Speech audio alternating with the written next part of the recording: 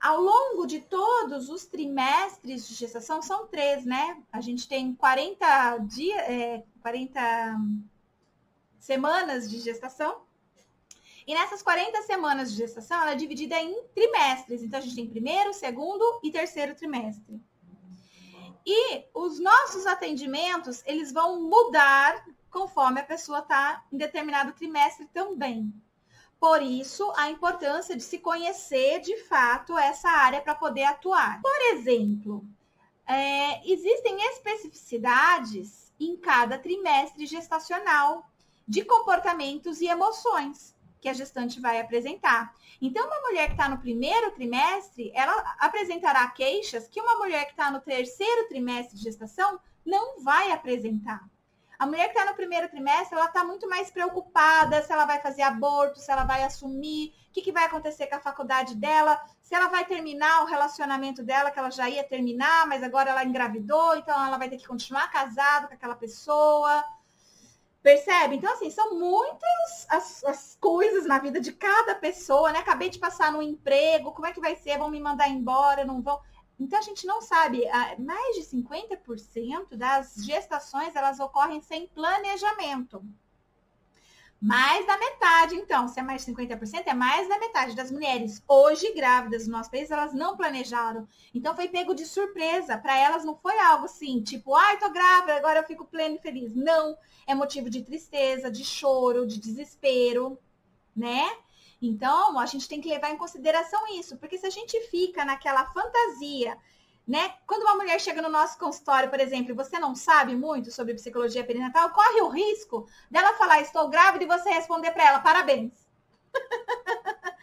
Corre o risco porque culturalmente é assim que a gente faz. Quando alguém fala assim, estou grávida, a primeira coisa que a gente fala para a pessoa é parabéns.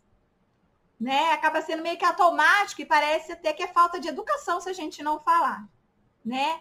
Mas o fato é que uma mulher que acabou de descobrir que está grávida, ela não quer receber parabéns. Aquele parabéns soa pesado para ela, soa difícil, né? Porque ela tem que mostrar que está bem para aquela pessoa, porque senão ela vai ser julgada, ela vai ser discriminada, né? Então corre o risco de um psicólogo aí que não tenha tais conhecimentos, né? A cliente falando, olha, eu vim aqui porque eu tô grávida, o psicólogo fale parabéns, né?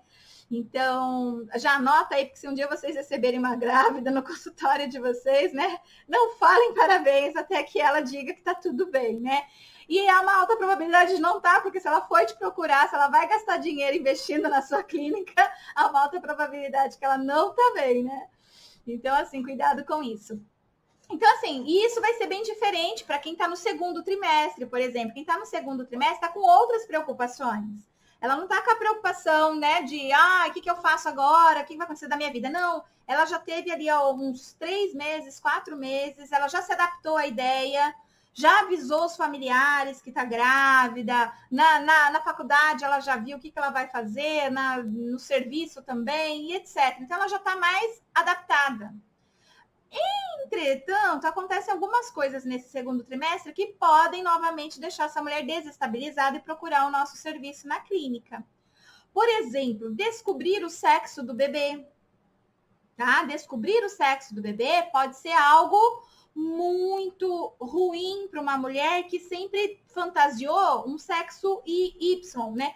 Por exemplo, assim, eu desejei sempre ter uma menina. E aí eu engravidei, faço ultrassom, e o ultrassom dá que eu estou grávida de um menino.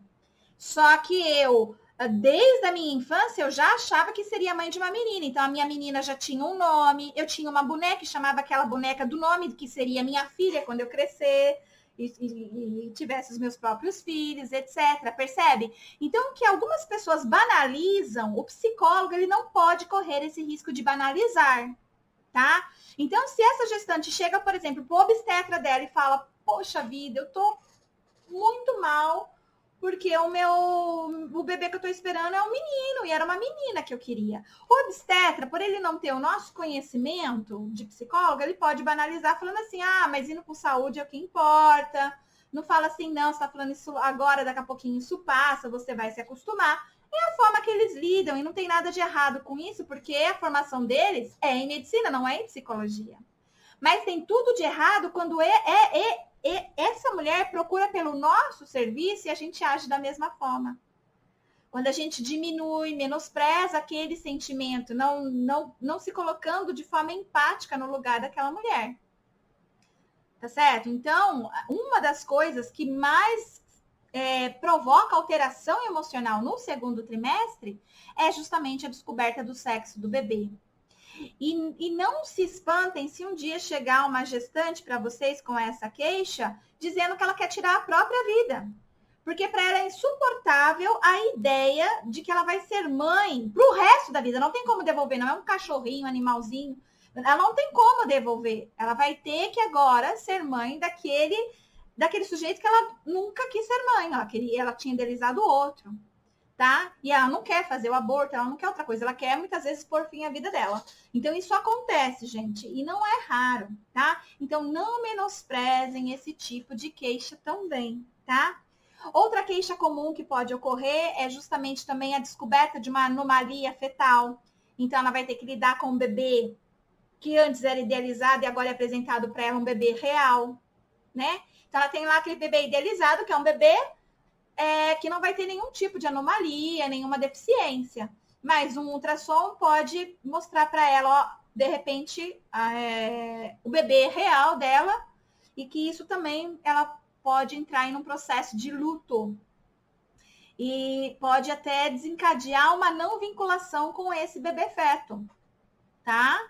E o psicólogo, então, que vai atuar na clínica perinatal, ao saber isso, ele não pode, no caso, tomar partido do bebê, né? Que alguns psicólogos, infelizmente, que não são perinatal, por não ter esse conhecimento, eles tomam partido do bebê e começam a dizer para a mulher, mas tudo que você está sentindo está passando para o bebê, você não pode sentir isso. Gente, eu já ouvi isso, infelizmente, tá? Então, é uma realidade que não é incomum. Infelizmente, é uma realidade comum quando o psicólogo despreparado atende essas questões. Porque não é um assunto que a gente tem, que ensina na faculdade, assim, é um assunto escasso, muito escasso. São profissionais muito escassos que vão trabalhar com essa população, tá? Então, alguns comportamentos podem ser realmente prejudiciais aí, como esse de você, de repente, né, dizer para a mulher algo nesse sentido, né? Que, olha, você não pode sentir isso porque está passando para o seu bebê. E tem o terceiro trimestre, que vai ser bem diferente do primeiro e do segundo. Essa mulher, ela vai estar desesperada, porque ela vai estar com medo do parto, medo da dor do parto, medo de morrer no parto, medo do bebê morrer no parto, medo de sofrer violência obstétrica, ela vai estar lotada dos medos. E como ela vai estar lotada dos medos, há uma alta probabilidade do cortisol, que é o estresse, né, elevar. Se ele se eleva e a gente não cuida, há uma probabilidade dela apresentar uma depressão pós-parto. Percebe? Tá? Então, esse terceiro trimestre, ele também é muito delicado e muito importante a nossa atuação. Só que se um psicólogo ele não tem essa informação que vocês acabaram de ter, ele pode ficar confuso, ele pode falar para ela orientar alguma coisa errada, né? Por ele não ter conhecimentos. Por exemplo, a mulher ela está desesperada porque ela quer parto normal, mas o médico está falando que só vai fazer cesárea, por exemplo.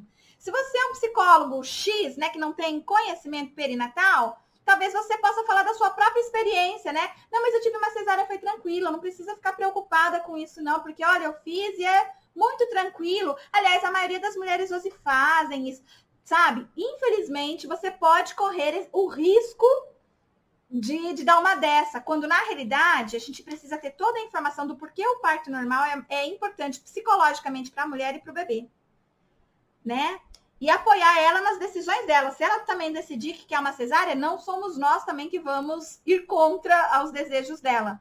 O corpo é dela, quem decide é ela. Não somos nem os profissionais da saúde, nem nós, tá? Mas são informações que fazem toda a diferença, que poderiam diminuir a ansiedade dessa mulher, tá? Nesse terceiro trimestre de gestação. E evitar que ela apresente uma depressão no pós-parto. Só com informações pontuais, importantes, que vão permitir que diminua o estresse e a ansiedade dessa mulher, tá? Então, a gente consegue evitar uma depressão no pós-parto com essas informações. Daí vem a grande importância da gente realmente conhecer a psicologia perinatal de fato.